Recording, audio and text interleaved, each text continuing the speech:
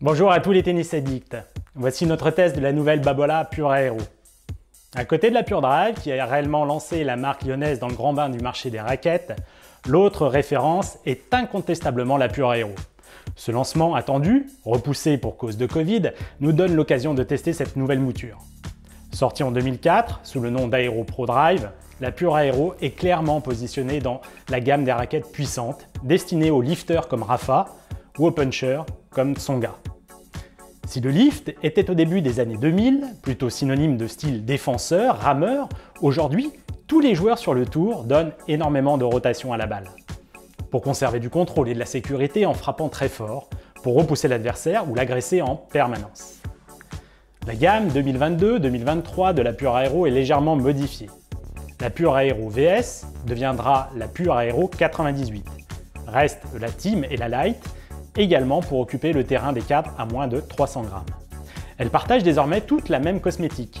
La Pure Aero Rafa devrait en revanche nous apporter son lot de surprises et ne pas être un simple relooking. Les déclinaisons de la Pure Aero sont attendues pour le début de l'année 2023. En termes de spécifications, il y a du changement.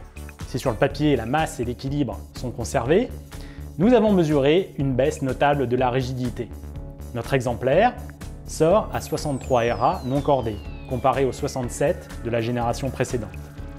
D'autres tests indépendants ont montré également une rigidité un peu supérieure, mais on attend une confirmation de la part de Babolat sur ce point. Mais ils n'ont jamais été vraiment très loquaces sur le sujet, puisque les anciennes versions 2019 étaient systématiquement annoncées bien plus rigides que les mesures. L'inertie est aussi un peu plus faible. Le plan de cordage, toujours en 16-19, est resserré au niveau du centre et se rapproche de la version de 2013. Mais attention, c'est uniquement sur la version 300 grammes. Les autres restent avec des cordes plus espacées pour favoriser la puissance. Et nouveauté, du lin est intégré à la construction pour ses propriétés amortissantes. C'est la technologie NF2 Tech. On se rappelle que Artengo, avec sa série Flax Fiber, avait déjà utilisé ce matériau performant il y a quelques années. Raclette plus souple, plan de cordage plus serré au centre, inertie un peu plus faible, c'est normalement là la recette pour faire un cadre moins puissant. Tuons le suspense immédiatement, la Pure Aero 2022 reste une machine à spin, mais la puissance s'éloigne davantage de celle de la Pure Drive.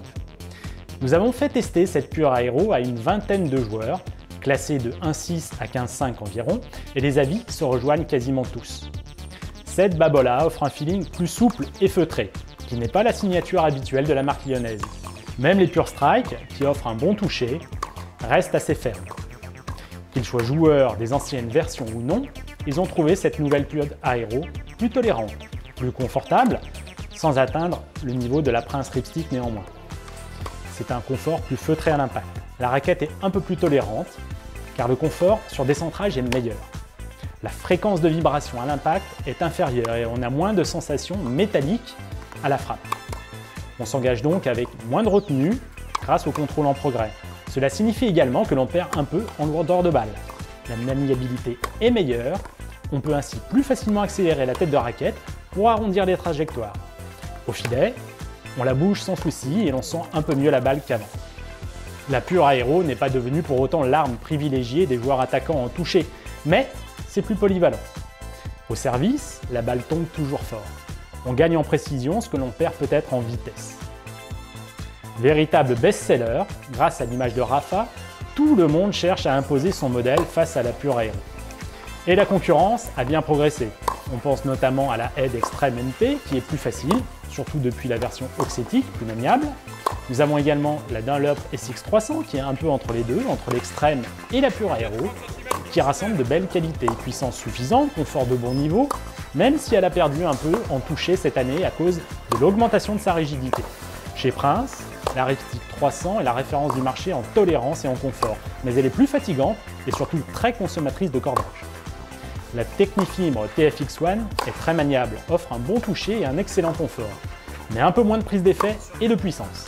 Un peu moins compétition, si l'on peut dire. Tant attendu, cette nouvelle version de la Pure Aero a vraiment séduit nos testeurs. Oui, elle a perdu un peu de puissance, mais elle est un peu plus facile. On compense sans trop de soucis. Elle s'adresse toujours aux joueurs de niveau 3e série minimum qui s'engagent dans leur frappe liftée. Des gestes plutôt amples sont conseillés pour vraiment tirer parti de la quintessence de la performance de la raquette. Ensuite, on a envie de dire qu'elle peut convenir à des styles de jeu un peu plus variés. Au-delà des lifters, défenseurs et punchers traditionnels, on peut tout à fait imaginer des contreurs ou des frappeurs en cadence en faire bon usage. Une des meilleures aéros de la lignée.